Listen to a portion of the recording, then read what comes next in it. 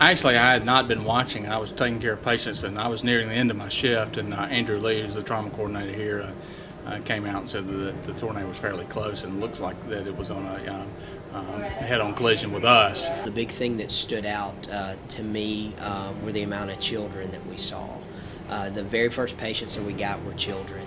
The first call that we got from the paramedics was that we had 3 infants in full cardiac arrest, and there were multiple critically injured patients still in the Rosedale area that they were trying to transport to us. Unfortunately, we did have several children that did not survive, and I guess that was the thing that was the toughest because they were the first patients that we saw, and there were a lot of kids that we really didn't expect to get.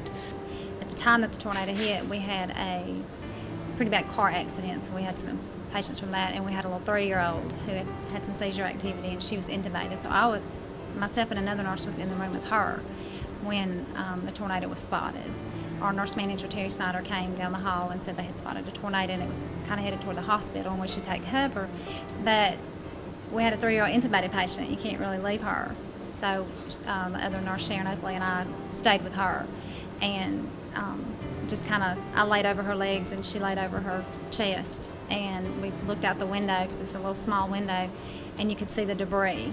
And very quickly you could kind of see it as it passed by. Pretty much as quick as it came, it left.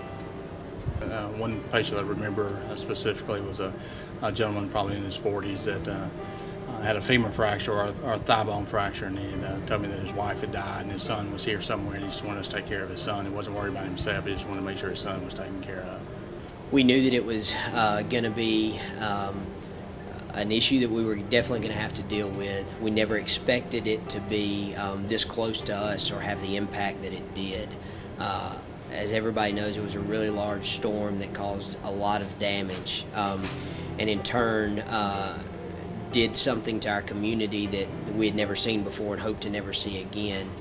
That night it felt like about 20,000, but I think it was more like 600 or 700.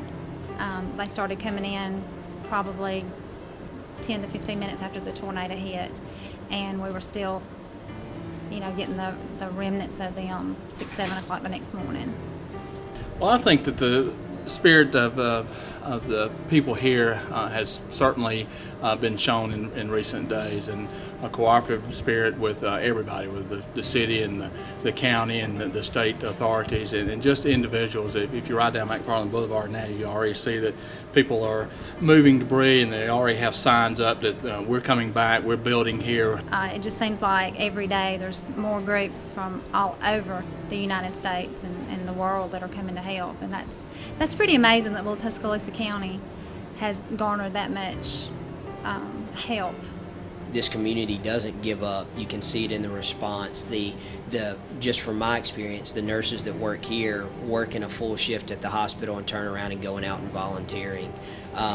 The community coming to us, bringing us food here at the hospital to help us out, because a lot of us were here for 2 or 3 days straight, just making sure that the patients were taken care of.